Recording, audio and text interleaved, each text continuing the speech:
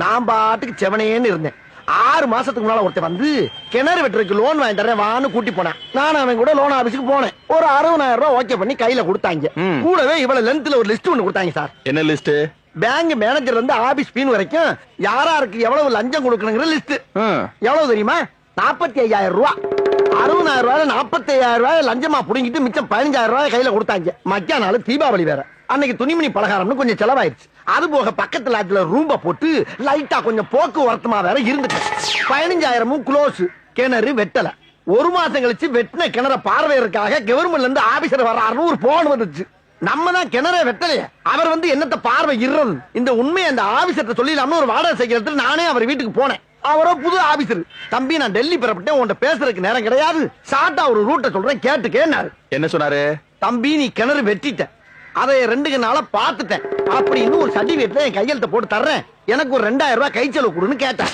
நான் அவனுக்கு லஞ்சத்தை கொடுத்துட்டு அந்த பேப்பரை வாங்கி வீட்டுல கொண்டு பத்திரமா மடிச்சு வச்சிருக்கேன்.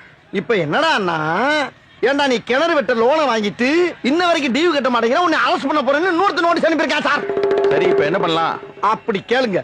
கிணற நீ வெட்டிட்ட, அதை 2 நாளா பாத்துட்டு அந்த ஆளு ஒரு சர்டிபிகேட் கொடுத்துருக்கான்ல, அதை வச்சுக்கிட்டு நான் என்ன பண்ண போறேன்னா, அந்த காதை கொஞ்சம் கொடுங்க. வாங்க. என்ன சொல்ற? இதத்தான் நான் பண்ண போறேன்.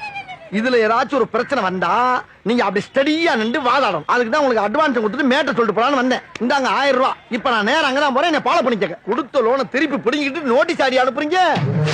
ஐயா என் கிணத்தை காணோம், என் கிணத்தை காணோம், ஐயா என் கிணற காணோம், ஐயா கிணற காணோம், ஐயா என் கிணற காணோம். ஏய் என்ன இங்க இருக்கேன், இங்க வாடா. இருக்கீங்களா? ஐயா இன்ஸ்பெக்டர் ஐயா. என்ன பிரச்சனை? என் கிணற காணோங்க. கிணத்தை காணோமா?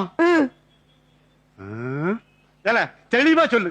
கிணத்தை காணோமா இல்ல கிணத்து பக்கத்துல இருந்து பம்பு செட்ட காணோமா? சத்தியமா கிணத்தை தான் காணோம். மரியாதையா வந்து கண்டுபிடிச்சு கொடுங்க, இல்லனா எல்லாரும் உள்ள வச்சிருவேன். வாங்க வேமா வாங்க வாங்க வாங்க வாங்கய்யா. Stop stop stop stop sir. இதான் சார் ஸ்பாட். வாங்க வாங்க வாங்க சார். இதான் சார் இருந்துச்சு. வட்ட கிணறு சார், வட்ட கிணறு. அது வட்டாத கிணறு 80 அடி ஆழத்துல இருந்துச்சு சார். இங்கதான் சார் படிக்கட்டு இருந்துச்சு. அதை எடுத்துட்டு பண மரத்தை ஓட்டிட்டு போயிருக்காங்க சார். இந்த ஏரியாவிலே வட்டாத கிணறு என் கிணறு தான் சார். இந்த கிணறை வச்சு நான் என்னென்ன விளைய வச்சு தெரியுமா? இந்த பக்கம் 500 தென்னை, இந்த பக்கம் 500 வாழை, நடுவுல ஒரு 1000 அடி நீளத்துக்கு வாய்க்கா, இந்த பக்கம் 500 கொய்யா மரம் சார். அம்புட்டி ஆட்டையை போட்டு போயிட்டாங்க சார். சரி அதுக்கு போனாலும் பரவாயில்ல, கிணத்த ஆட்டையை போட்டு வகுத்துல அடிச்சுட்டு போயிட்டாங்களே. இங்க பாருங்க, அந்த தெரியுது பாருங்க ஒரு ஊரு. அந்த ஊருக்காரன் பூரா இந்த கிணத்துல தான் சார் வந்து தண்ணி எடுத்துட்டு போவான். அந்த அளவுக்கு அம்புட்டு பேருக்கு பெர்மிஷன் கொடுத்து வச்சிருக்கேன் சார் நானு. என்ன அழுக? என்னால முடியலடா. பாத்தீங்களா சார், பாத்தீங்களா? என் கதையை கேட்டு நீங்களே விம்மி விம்மி அழுறீங்க பாரு. நான் அதுக்கு அழலடா. வேற எத்தனையோ கேஸ் அட்டன் பண்ணிருக்கேன். வாழ்க்கையில இப்படி ஒரு கேஸ் நான் அட்டன் பண்ணவே இல்லடா.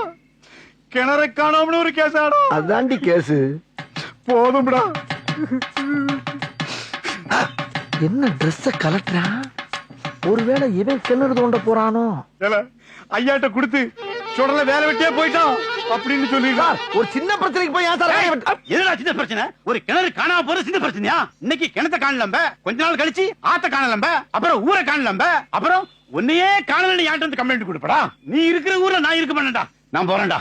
என்ன இப்படி ஒரு முடிவு எடுத்துட்டா?